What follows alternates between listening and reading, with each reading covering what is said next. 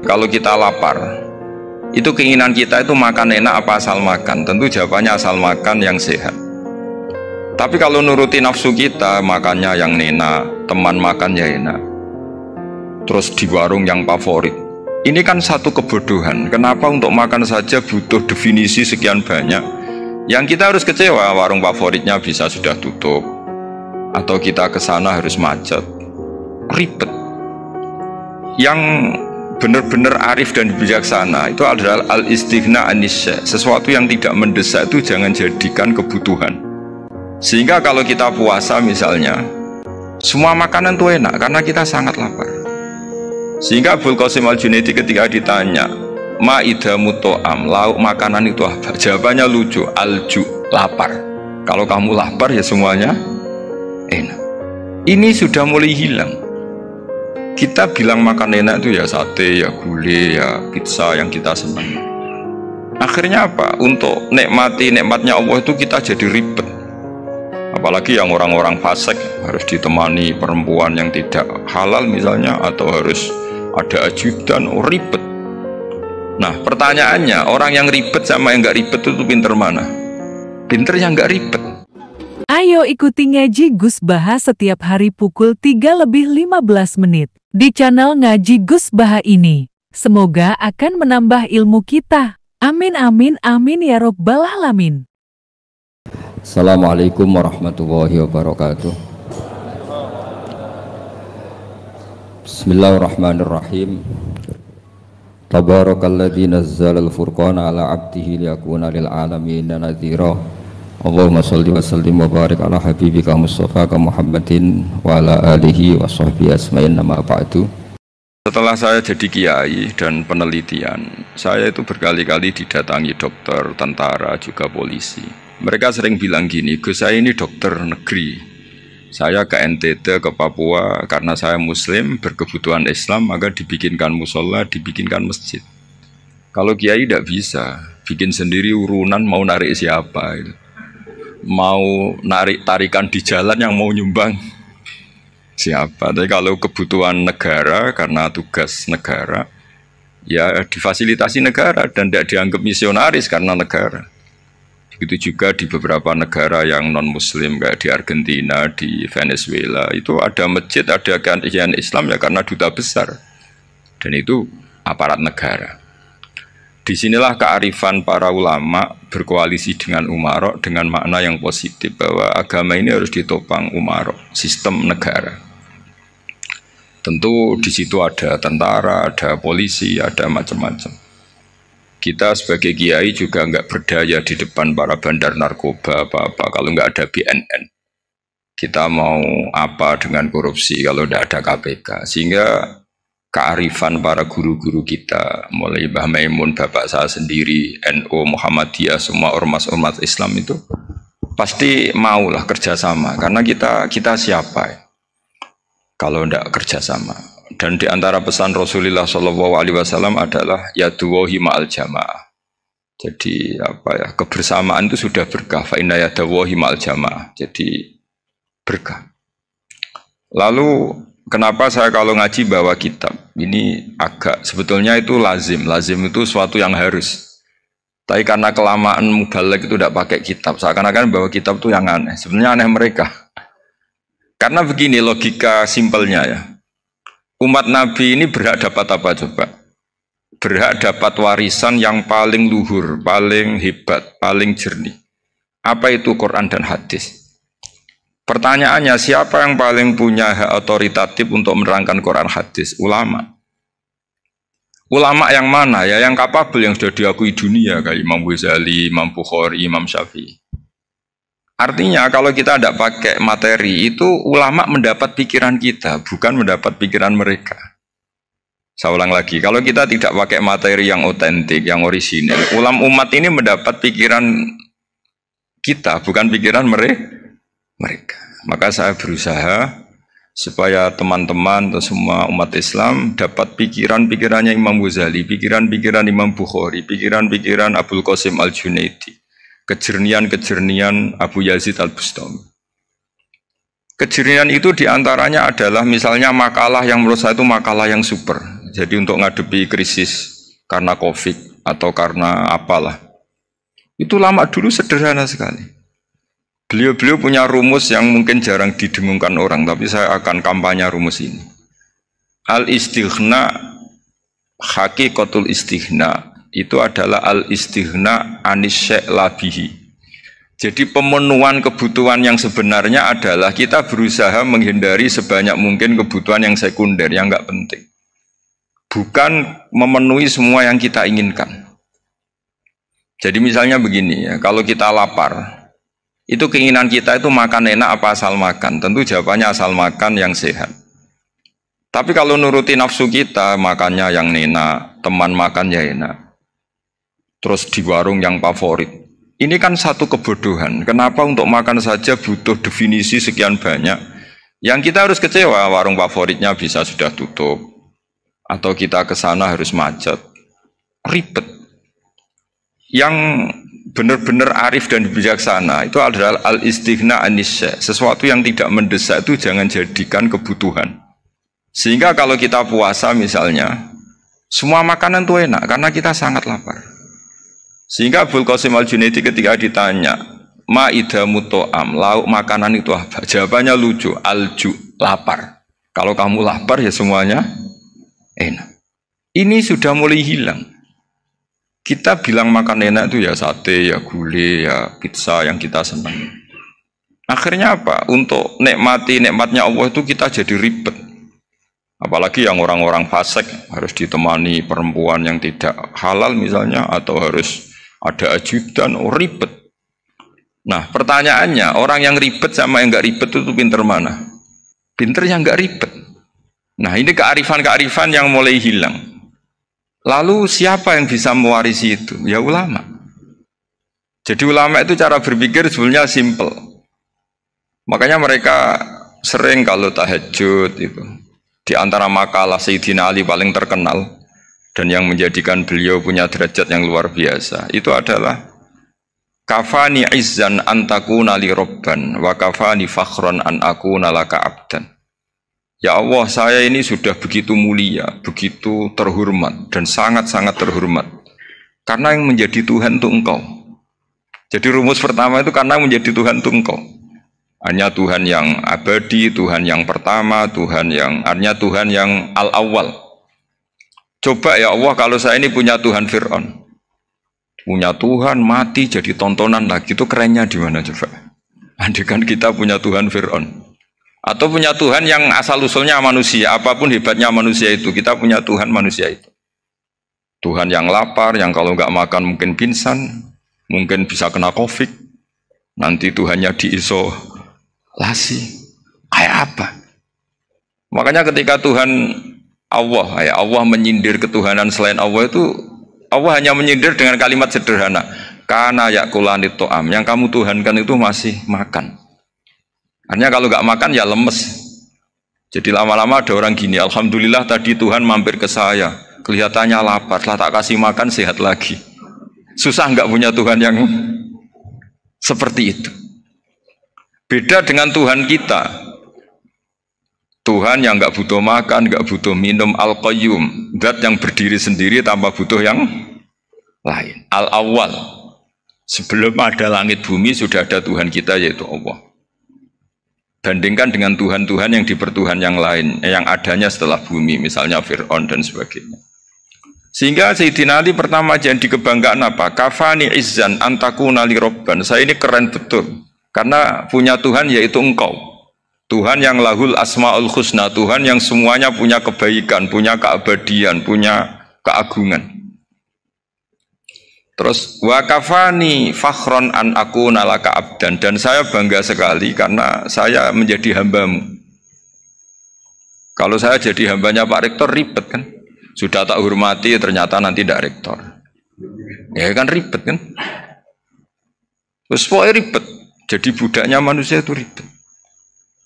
Makanya ada seorang wali datang ke temannya yang jadi presiden atau jadi raja.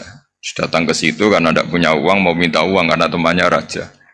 Setelah sampai sana ternyata temannya ini karena orang soleh pas berdoa, ya Allah saya minta ini, minta ini, minta ini. Terus si wali tadi pulang. Tanya, kenapa kamu pulang? ternyata dia sama, masih minta-minta kayak saya. Jadi sederhana deh. Sama-sama minta kamu, minta zat yang kamu mintain katanya. Jadi dulu itu orang itu sebegitu dekat dengan Allah.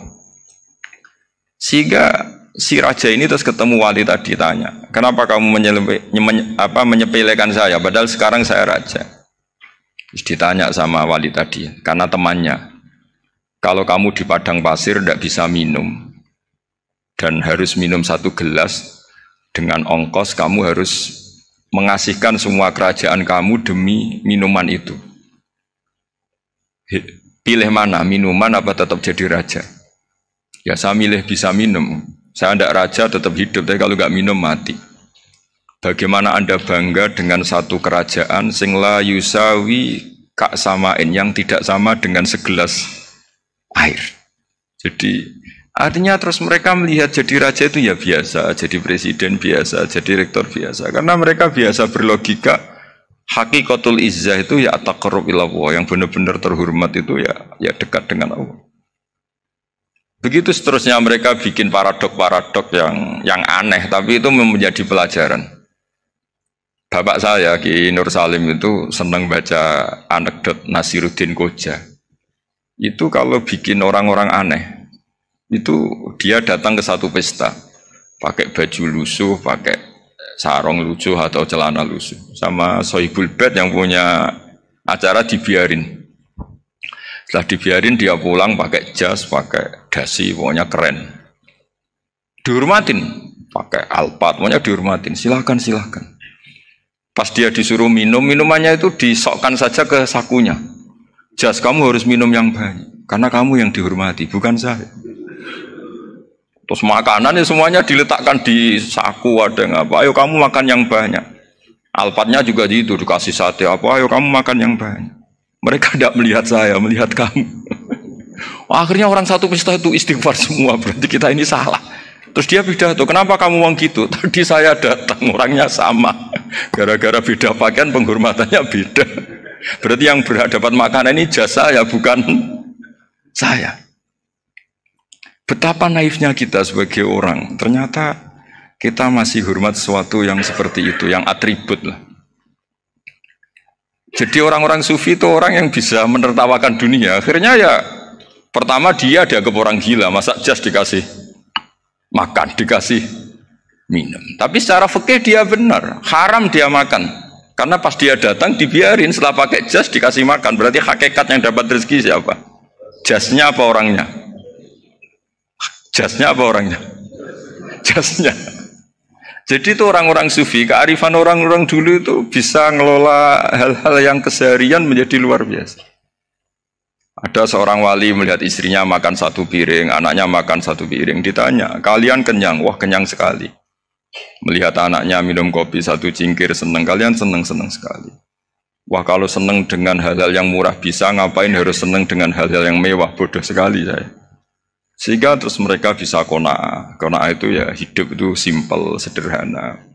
Jadi tentu saya tidak akan ngomong yang muluk-muluk, selain itu tidak bidang saya juga apa ya. Kita ini butuh obat di kondisi seperti ini, butuh kesederhanaan, butuh apa ya, istighna tadi. Kita harus istighna billah an ghairillah. Jadi sudah cukup bahwa Allah ini segalanya.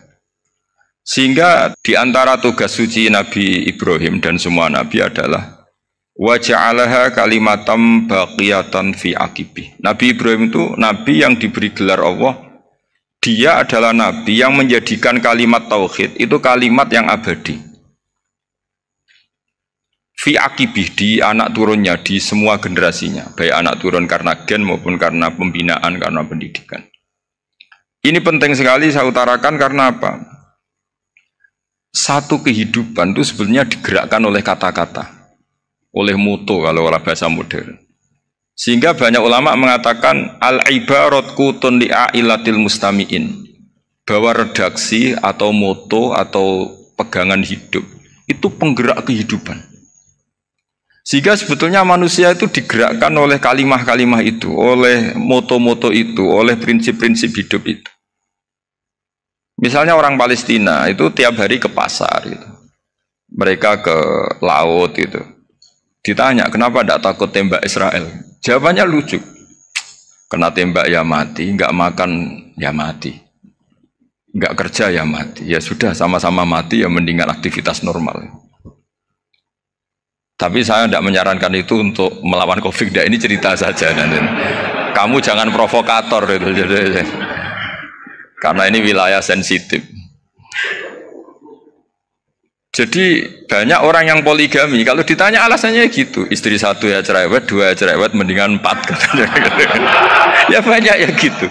Tapi ada yang kebalikan, istri satu cerewet saja hampir jantungan, apalagi 4, tinggal matinya kan gitu. Itu semua yang menggerakkan itu kalimat. Kalimat itu satu pegangan. Banyak orang loh yang nggak ingin jadi rektor tuh banyak loh Pak Bejo. Jangan kira semua dosen ingin jadi rektor. Melihat rektor sibuk rapat, mempertahankan reputasi Unisula, terus sering pegang kepala. Ngapain repot-repot? Jadi tukang sapu aja dapat gaji, ngopi, rokokan, selesai. Bodoh amat jadi rektor, mikir orang banyak. Banyak loh orang yang nggak ingin jadi presiden tuh banyak. Karena ngopi nyaman, nggak ada yang ganggu. Mau tidur sampai jam 9 siang juga nggak ada yang ganggu. Sehingga mereka melihat pegawai negeri itu gak keren, orang kok diatur jam, disiplin. Itu memang cara Allah membagi rahmat. Mau kamu apakan coba? Cara syukurnya dia seperti itu. Bapak saya dulu tuh sering ngajarin saya, diajak jalan-jalan pagi-pagi. Melihat orang ngopi, makan uduk itu bapak seneng. Kok enak jadi wong awam. Ngene esuk-esuk nyemak bocah kesel kabeh kono enak ngopi rokokan. Bapak kadang iri sama orang awam itu iri. Sudah gitu berharap masuk surga kan enak, sudah gitu. Tahu-tahu mati, tidak tahu ke surga apa ke neraka ya tidak tahu. Jadi, nah orang dulu itu orang yang bisa mensederhanakan dunia. Sehingga ya sudah cara bahagia. Makanya saya alhamdulillah saya ini kerjasama sama UII sama beberapa kampus. Memang amdan itu sengaja. Kampus itu ya punya sistem yang nggak bisa mewakili sistem kiai. Kiai juga punya sistem yang nggak terwakili oleh kampus, juga sebaliknya saling melengkapi. Saya sering ketemu rektor UI, rektor kampus-kampus Islam. Mereka cerita, Gus pendidikan pondok harusnya dimodernkan gini-gini. Saya bilang, kalau pondok modern kayak kampus itu nanti saya ketemu Allah tidak bisa jawab. Kenapa Gus? Saya beri contoh gini.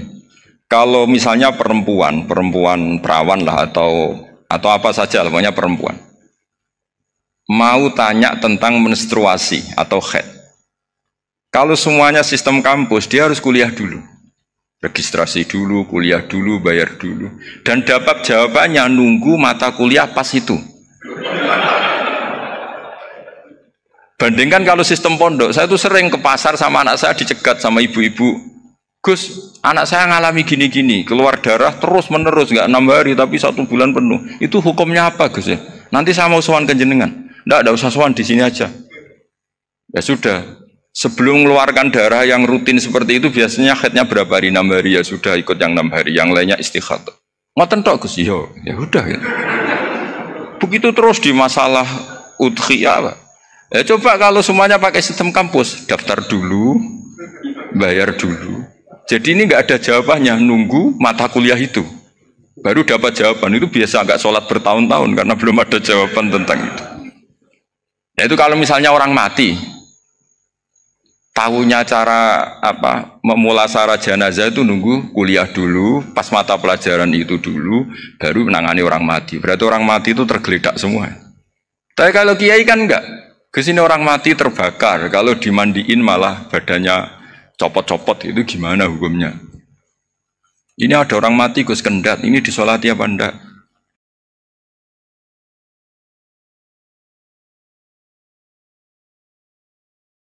Gimana hukumnya? Ini ada orang mati Gus Kendat, ini disolati apa enggak? Ada orang mati apa itu? Oplosan ya, itu disolati enggak? So sering ditanya gitu. Gak usah registrasi Pak Rektor, gak usah registrasi, gak usah daftar, gak usah seminar. Makanya kalau orang kampus wani kiai itu ya kualat tenan itu, karena ini yang on time ya. Tapi pondok seperti saya ya ikrar seikrar-ikrarnya pentingnya kampus, karena melatih efisiensi waktu, disiplin, tata kelola manajemen, sehingga kita ya hormat. Tapi tadi kita harus saling melengkapi sehingga saya tunjukkan ke publik bahwa saya hormat sekali sama polisi, sama tentara. Coba kita bisa apa ngadepi bandar narkoba kalau tidak polisi? Bisa apa coba menjaga NKRI kalau enggak tentara?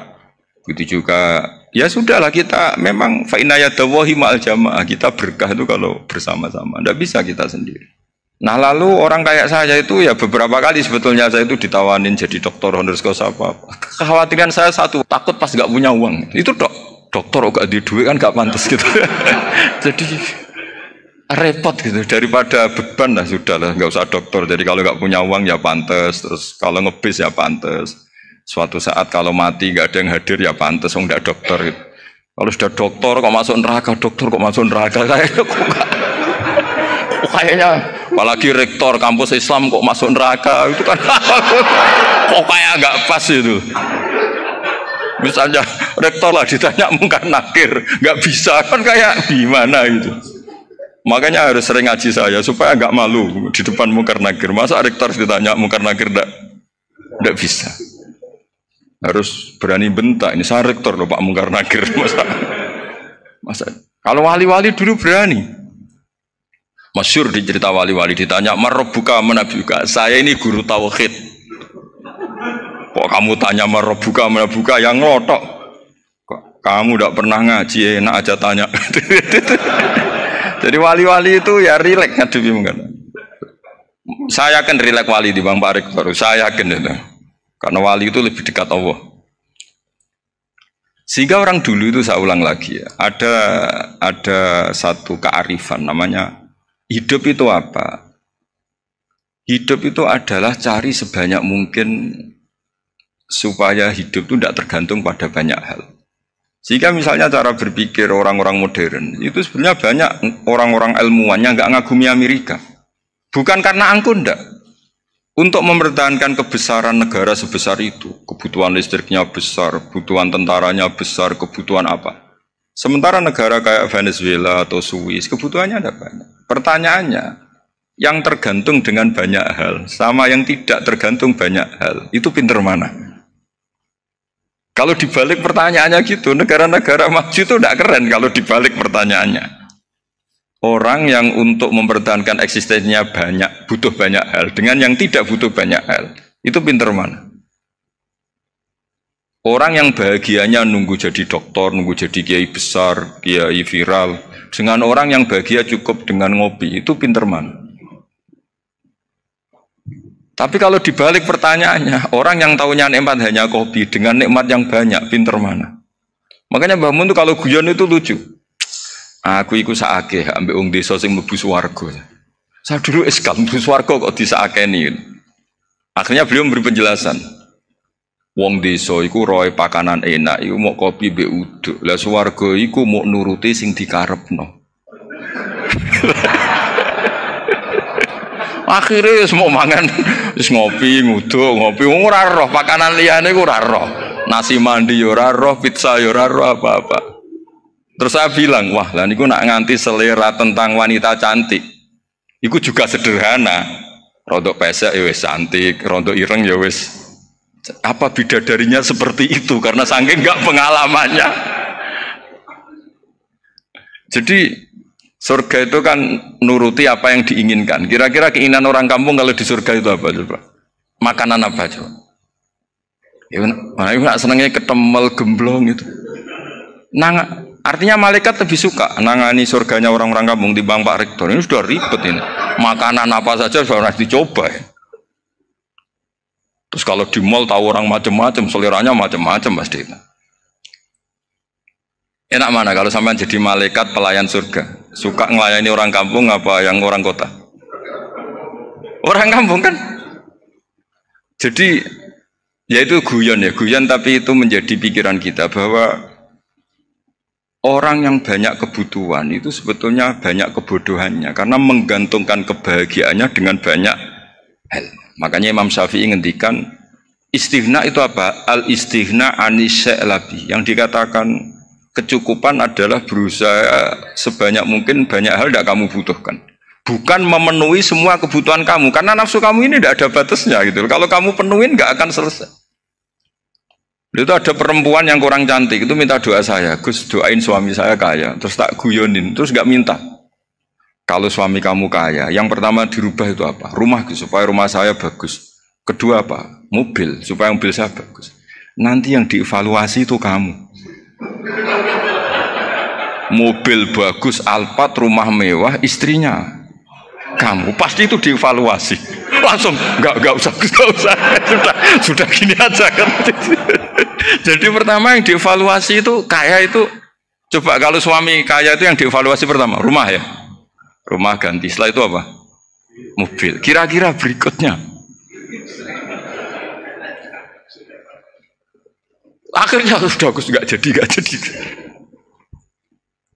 Nabi Ibrahim itu pernah minta umur panjang, keren umur panjang. Sama Allah nggak dijawab. Datang orang tua itu bertamu ke Nabi Ibrahim, terus disuguhi dikasih kurma. Apa itu? Kok kurma apa? Anggur yang sudah matang sekali, sudah dimakan. Setelah dimakan meler keluar lagi, dimakan lagi meler lagi. Terus Nabi Ibrahim masuk lagi ke kamar. Ya Allah, doanya tak cancel. Nanti kalau saya tua kayak itu. Jadi Allah itu nggak jawab langsung tapi ngirimkan itu. Akhirnya ya Allah nggak jadi. Nanti takut itu. Saya pernah ngalami jadi kiai tadi, ada ibu-ibu ya kurang ya nggak pati cantik lah. Suaminya tuh miskin sekali. Minta doa saya supaya kaya. Bareng tak kasih pertimbangan itu udah nggak usah nggak jadi. Jadi itu kearifan. Tapi kearifan ini harus kita tanamkan. Saya nggak bisa membayangkan Indonesia yang besar ini, andai kan tidak ada qanaah, nerimo ing pantum. Coba sekarang ada COVID. Andai kan Indonesia itu kayak Perancis. Saya beberapa kali punya tamu orang yang hidup lama di Perancis, bahkan dapat istri orang Perancis. Itu dulu nggak begitu mencintai Indonesia. Tapi setelah di Perancis 2 tahun, wah Indonesia hebat. Di Perancis itu kata dia kalau cerita, semua kebutuhan masyarakat itu dibebankan ke negara. Apa saja minta negara, apa saja nyoal negara. Sementara Indonesia, coba kalau Indonesia mengalami seperti ini, kok tidak ada qanaah rimo ing pantum, bisa kios Indonesia. Orang miskin nyalahkan negara, kelaparan nyalahkan negara, apa saja. Tapi barokahnya dididik kiai, jogeman nyalah wong liya. Urip pun romo ing pandum diame sampai gak ngerti kalau COVID. Banyak tuh orang-orang kampung itu, orang lugu-lugu itu. Mbah niki saking COVID, salam ning COVID, muga-muga umure panjang. Dikira COVID itu nama orang yang ahli sosial itu. Mbah niki dana saking COVID. Matur nuwun sampai no salamku, muga-muga umur panjang. Bingung kan yang nganterin ini. Ini gimana yang mau menjelaskan? Memang nggak paham. Ribet kan. Tapi saya pastikan bahwa dengan keadaan seperti ini kita bahagia, kita stabil, itu jelas barokahnya kalimat tadi, moto tadi atau pegangan hidup tadi. Makanya disebut al-ibarat qutun li'ailatil mustami'in. Bahwa redaksi atau kata-kata atau pegangan atau filosofi hidup apalah namanya itu adalah penyemangat karena kata-kata ini memang luar biasa. Ketika sahabat perang demi kebenaran zaman itu ya pasti benar karena yang dibela Nabi. Dulu itu kan enak zaman Nabi, yang dibela mesti benarnya, musuhnya mesti salahnya. Sehingga dulu itu memang harus tegas. Kalau sekarang mau tegas gimana? Yang kamu bila tidak mesti benar, musuhnya tidak mesti salah. Ribet kan kalau misalnya saya tukaran sama Pak Rektor, kamu mau bila mana kan bingung. Saya tidak mesti benar, saya ada Nabi. Pak Rektor apalagi nggak mesti benar lagi kan? Ribet kan? Jadi kalau kita mau perang sekarang itu mau pede gimana? Enggak.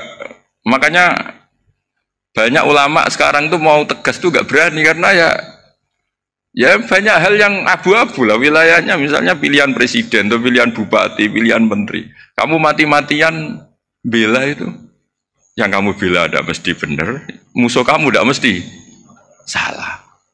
Misalnya pilihan bupati, wah ini kabupaten ini baik kalau bupatinya ini, yang satu bilang ini, terus tim suksesnya kamu tanya, kamu yakin? Ya tidak juga. Lah kenapa semangat? Kan saya botohnya paling alasannya ya itu aja, bukan yang lain. Beda dengan zaman Nabi, nabinya mesti benar, Abu Jahalnya mesti salah. Kan enak aturan mainnya jelas. Singkat cerita dalam perang itu banyak sahabat yang ngalami luka, ngalami apa gitu. Kemudian curhat ke Nabi, ya Nabi gara-gara derekkan jenengan, ngikuti jenengan saya harus ngalami seperti ini, seperti ini. Ngiranya orang itu diapresiasi sama Allah keluarnya. Ternyata sama Allah gak diapresiasi. Malah diturunkan ayat intakunu ta'lamuna fa innahum ya'lamuna kama ta'lamun wa tarjuna minallah malah yarjun. Kalau kamu sakit karena perang, orang-orang kafir itu ya sakit. Itu saja berani padahal demi kekafiran. Wa tarjuna minallah malah yarjun. Padahal kamu punya nilai lebih yaitu berharap kepada Allah yang mereka tidak punya. Saya jadi kiai itu ya kadang mangkel. Karena yang benci ya benci, yang seneng itu ngel-ngel loh kayak Pak Bejo. Jadi semuanya ribet. Nah iya, yang benci ya ganggu, yang seneng ya ganggu, tambah nemen. Seribet. Tapi kalau sudah ingat bandar narkoba, mereka berhadapan dengan polisi, kadang ditembak karena kesalahannya terlalu fatal. Antar persaingan mereka juga bisa tembak-tembakan karena merebut pasar narkoba. Itu saja mereka berani. Kok kita yang jadi kiai kadang dicium tangannya, dihormati gak berani, hanya takut apa ya, musibah-musibah kecil lah, atau problem-problem kecil. Lah iya, kalau kita bandingannya gitu. Kalau kamu mau tahajud kedinginan, itu masih nanti dihisab Allah itu gitu. Maling ayam itu keluar malam-malam, hanya dapat ayam. Itu gak takut dingin, ya gak takut digebuki masa. Kamu mau tahajud saja takut dingin. Makanya nanti hisabnya orang soleh itu nanti dijajarkan orang dolim, terus diperbandingkan. Wah itu habis kamu kalau itu. Jadi misalnya Unisola mau rapat, tapi ini malam, kalau malam dingin nanti saya masuk angin. Anak-anak pang di perapatan aja berani kamu. Kalau sudah perbandingannya gitu tuh ribet kita nanti. Makanya itu kalimat itu moto atau filosofi hidup. Sehingga diulang lagi nasihat itu. Iyam saskum korhun fakodu masal koma korhum mislu.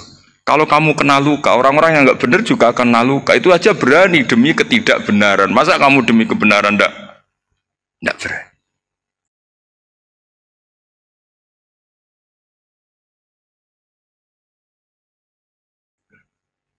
Akhirnya orang itu, ya itu kalimat, itu heroik. Makanya kita ini penting ya, makanya tadi himne Unisula dimulai kalimah-kalimah thayyibah. Karena kalimah ini yang menjaga kita, kalimah ini. Misalnya tentang Tuhan.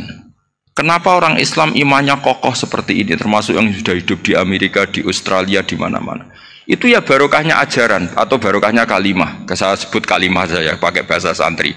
Karena la ilaha illallah itu dalam tradisi santri disebut kalimatu haqqin alaiha nahya wa alaiha namut wa alaiha nub'ats. Ada yang riwayat wa biha nub'ats insyaallah taala minal aminin. Kenapa mereka di mana-mana meskipun sekolah di Amerika, di Australia, bahkan di Uni Soviet tetap mukmin? Itu barokahnya ajaran yang benar. Allah itu siapa? Tuhan. Tuhan itu sifat dasarnya apa? Awal. Dia harus wujud awal sebelum makhluk yang lain. Sehingga ketika ada negara yang maju, yang tertib, manajemennya tertib, masyarakatnya makmur, tapi punya Tuhan yang tidak seperti itu, tidak awal, itu sudah gak nyaman. Karena ndaklah keren Tuhan saya, karena Tuhan saya itu al-awwal, dat yang pertama. Tuhan saya keren lah, dat yang gak mati. Tuhan yang gak mati, yang gak pernah mengalami kematian. Sehingga tontonan atau yang dilihat kenikmatan-kenikmatan yang lain ini tidak mengubah dia pendirian tentang Tuhan. Karena mantapnya satu kalimat tadi bahwa Tuhan itu ya harus satu, harus awal, harus tidak mati, tidak rusak, tidak mengalami apa-apa yang membahayakan. Sehingga ketika ditawarin Tuhan yang lain meskipun menjanjikan secara finansial atau kemakmuran, mereka gak tertarik. Itu coba, itu barokahnya makmur apa barokahnya ajaran? Barokahnya ajaran, sering negara Islam itu kalah makmur dengan mereka, tapi barokahnya ajaran ini tetap apa? tetap Islam. Makanya Nabi Ibrahim nabi yang sukses bikin wa ja'alaha kalimatam baqiyatan fi aqibi. Sehingga kita ini bekti sama orang tua misalnya. Itu ya karena ajaran.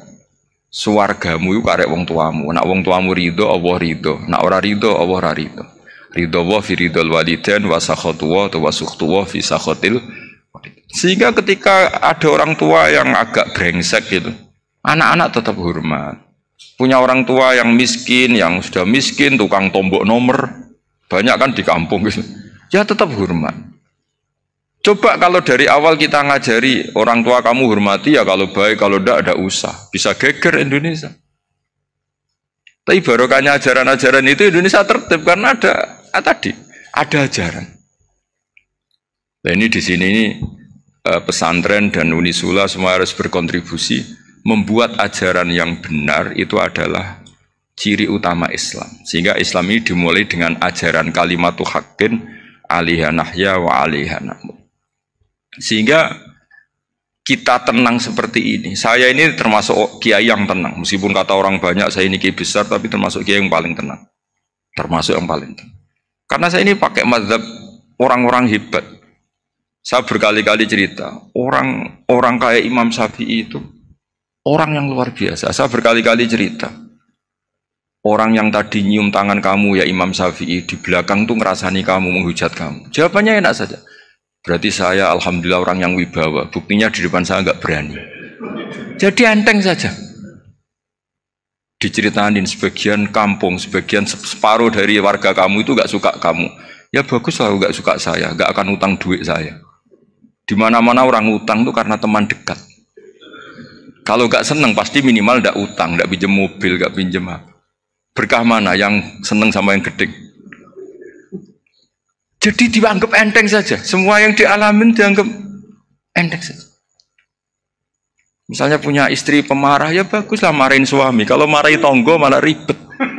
Jadi kamu harus terima kasih kalau dimarahin istri. Baguslah marahin saya mah, kalau marahin tonggo ribet. Jadi enteng saja. Tapi kita sekarang tuh karena nafsu ya, sehingga menghadapi hidup ini ribet. Ulama dulu kalau mau mati itu senengnya bukan main. Sudah lama saya ini ingin gak maksiat. Kayaknya gak maksiat paling efektif itu mati. Ya tidak apa-apa Gusti, kalau sebaiknya mati ya mati aja.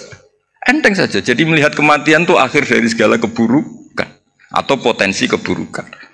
Apapun baik kita sekarang, suatu saat mungkin kita gak baik. Yang bisa menghentikan ketidakbaikan atau potensi ketidakbaikan itu apa coba? Mati kan? Berarti mati itu mengerikan apa menyenangkan? Mesti kamu tidak berani menjawab. Meskipun secara ilmu kamu berani, tapi secara rasa agak berani kan? Saya ulang lagi ya, yang bisa menghentikan keburukan atau potensi keburukan itu apa coba? Apa? Kematian. Berarti kematian itu menyenangkan atau menyusahkan? Apapun kamu tidak berani jawab karena kamu agak-agak duniawi itu kelihatannya. Tapi secara ilmu, kamu tahu kan kalau mati itu tidak buruk-buruk banget. Karena apa? Itu akhir dari segala keburukan. Sehingga Nabi ngajarkan kalimat itu begitu luar biasa. Allahumma ahyini maka natil hayatu khairan li wa tawaffani maka natil wafatu khairan li. Nabi melihat dunia itu begitu indah. Ya Allah, kalau saya ini hidup, anggap saja hidup ini ziyadatan li fi kulli khairin, menjadi modal saya menambah segala kebaikan. Jika suatu saat saya mati, anggap mawon rohatan li min kulli syarrin, itu akhir dari segala keburukan saya. Sehingga mati hidup ya baik karena di situ kita bisa berkontribusi beramal soleh. Mati juga baik karena mengakhiri segala keburukan. Nabi nate ngendikan lagi, ajaban li amril mu'mini inna amrohu kullahu khair. Orang mukmin itu mengagumkan, semuanya baik.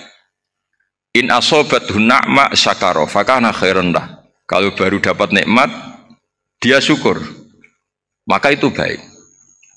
Wa in asobatu dorro sobaro, kalau dapat masalah mereka sabar, itu juga baik. Sehingga orang mukmin dua sisinya pasti baik.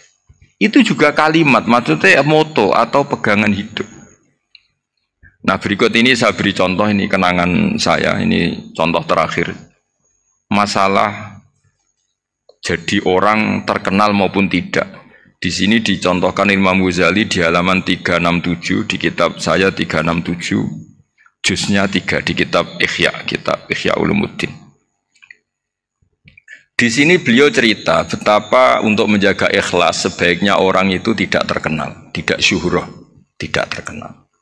Oke, itu kita sepakat ya, karena kalau terkenal mungkin orang dipaksa publik dengan tanda kutip untuk selalu berbuat baik, tapi karena jaim lah, jaga image atau apa. Tapi ketika dibalik pertanyaannya, kamu rela yang terkenal itu orang nggak benar, sementara yang orang benar itu nggak terkenal. Lalu masyarakat taunya yang tidak benar. Kalau pertanyaannya dibalik gitu, orang baik wajib terkenal enggak? Kalau pertanyaannya dibalik seperti itu. Dokter yang benar tidak terkenal, yang malpraktek terkenal. Kamu ingin kondisi seperti itu? Gak ingin kan? Kampus yang bagus gak terkenal, kampus yang bagus gak terkenal, yang gak bagus. Nah, artinya apa? Gara-gara olah kata, olah pikiran, ini logika jadi rubah. Lagi-lagi apa? Jawaban itu ada di kata-kata sebetulnya. Makanya bab-bab seperti ini tidak usahlah kita berdebat, berpolemik, sebaiknya orang itu humul, menutup diri, apa sebaiknya orang terkenal, itu nggak perlu seperti itu. Sudah terserah Tuhan saja.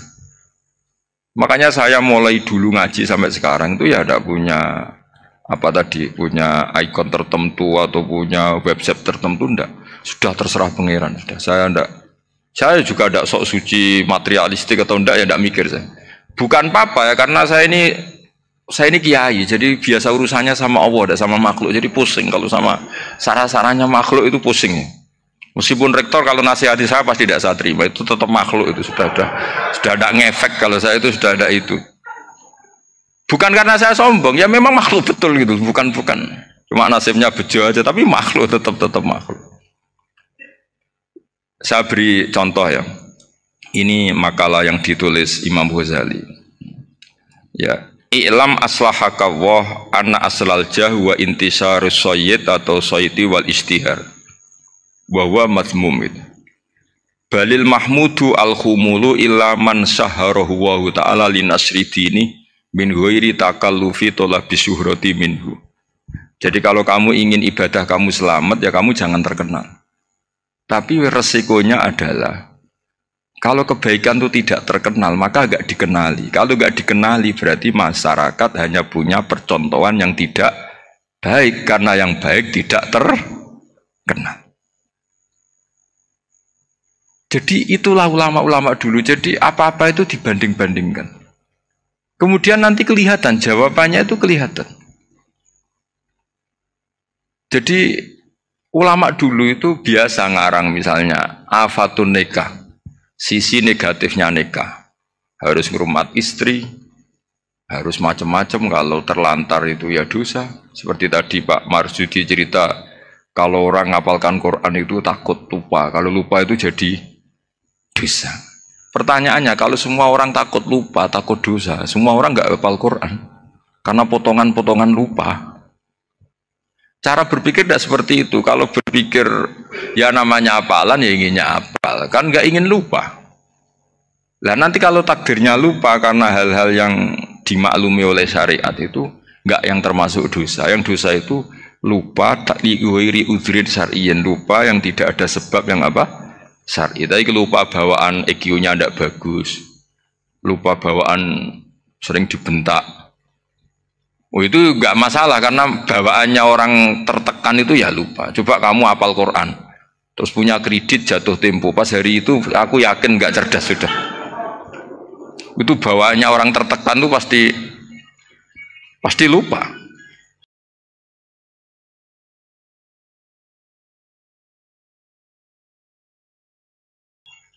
Jadi ya saya teruskan ya. Jadi terus ada makalah yang sangat bagus sekali tentang itu. Saya baca ya. Wa yadullu ala dzalika anna Allah azza wa jalla amaral anbiya'a bi idharil amali lil iktida wa khassahum bi mansibin nubuwah. Wa la yajuzu ayyudhanna bihim annahum khurrimu afdhalal amalen. Jadi orang yang terlalu mendewa-dewakan khumul. Khumul itu menutup diri. Oke, itu baik karena dengan khumul, dengan menutup diri Anda tidak ria, Anda tidak pamer. Tapi kata Imam Ghazali, kamu juga harus ingat di antara syaratnya Nabi itu harus mengumumkan kalau beliau itu seorang Nabi. Harus memaklumatkan kalau beliau seorang Nabi supaya bisa diikuti. Caranya sholat harus diumumkan sehingga Nabi itu mengatakan harus jamaah. Karena dengan cara jamaah itu bisa shollu kama ra'aitumuni usolli. Coba kalau Nabi sholatnya nggak diperlihatkan, kamu harus sholat yang benar. Caranya gimana ya Rasulullah? Itu rahasia. Bingung nggak kira-kira? Bingung nggak? Ya misalnya amal rahasia selalu lebih baik. Terus ada pertanyaan, Nabi ngendikan kamu sholat yang benar. Caranya gimana Nabi? Ya itu rahasia. Terus gimana coba? Tapi Nabi ngendikan apa? Shollu kama ra'aitumuni usolli. Ya sudah kamu sholat, niru saya sholat. Berarti Nabi sholatnya diperlihatkan apa disembunyikan? Diperlihatkan. Jadi begitu juga saya berkali-kali bilang, orang tahu kalau itu bidan ya berdasar tulisan itu bidan. Tahu kalau itu dokter gigi ya itu dokter gigi. Jangan sampai gara-gara tidak ada tulisan mau beli alat bangunan di dokter gigi. Mau periksa gigi di toko bangunan. Gara-gara apa? Nggak ada maklumat. Nah, di sini ulama-ulama selalu memaklumatkan dirinya. Termasuk Imam Ghazali ketika ngarang kitab dinamai Ihya Ulumuddin, bahwa kitab ini bisa menghidupkan ilmu-ilmu agama yang mulai hilang. Begitu seterusnya. Jadi ini ngaji ya. Jadi orang itu harus ngerti. Jadi jangan nuruti emosi sendiri atau logika sendiri. Bahwa saya suka humul, ya monggo. Agama Islam menyediakan sarana itu. Uzlah itu ya punya sisi kebaikannya sendiri. Tapi syuhrah terkenal asal tidak nuruti nafsu juga punya sisi kebaikannya sendiri. Setidaknya umat ini punya satu master kebaikan yang mudah diakses. Tapi tadi saya ulang lagi, jangan karena hadun nafsi, jangan karena kepentingan pribadi. Makanya di sini disebutkan wa yadullu ala dzalika ay ala syuhrah annallaha ta'ala amarul anbiya bi idharil amal lil iktida. Allah selalu memerintahkan para nabi kalau ngamal kebaikan ya harus dimunculkan supaya bisa ditiru. Yaitu tadi kita tidak bisa bayangkan kan kalau misalnya Nabi menyuruh kamu harus sholat yang benar, kemudian sholatnya Nabi sembunyi. Kalau ditanya, Nabi saya niru siapa? Wah itu rahasia, kamu nggak boleh lihat sholat saya takut tidak ikhlas. Ribet kan? Sehingga jamaah itu statusnya tetap harus. Nah bedanya harus ini ulama berpendapat harus yang apa? Fardu kifayah. Tapi fardu itu maknanya harus. Tapi bukan berarti kalau nggak jamaah sholatnya nggak sah, nggak. Tapi statusnya jamaah tetap apa? Harus. Nah barokahnya harus ini orang yang baru sholatnya langsung benar karena ada yang diikutin. Coba kalau mantan dukun baru sholat terus sholat sendiri, itu mesti mirip mantra itu. Karena dia tidak ada master percontohannya. Tapi barokahnya ada master, orang paling bodoh pun kalau sholat ya benar, karena standar ada komandonya, ada imamnya. Sehingga Imam Ahmad malah berpikir keras, syarat sahnya sholat itu harus jamaah. Cara pikirannya Imam Ahmad keras sekali beliau. Sehingga kalau orang sholat sendiri kok ada orang lain yang maunya berjamaah harus bayar, orang itu harus bayar demi sahnya sholat. Itu madzhabnya Imam Ahmad. Tapi kalau madzhab Syafi'i hanya mengatakan fardu kifayah, yang kalau satu komunitas, jadi tak baca lagi biar dapat berkahnya Imam Ghazali. Asirru afdolu minal alaniyati. Terus kata sebagian ulama, al alaniyah itu afdol minasirri. Terus diperbandingkan baik yang mana amal dipertontonkan sama anda. Terus kata Imam Ghazali, kalau orang itu bisa jaga tidak riya, maka sebaiknya dipertontonkan karena kebaikan harus yang muncul, bukan yang tidak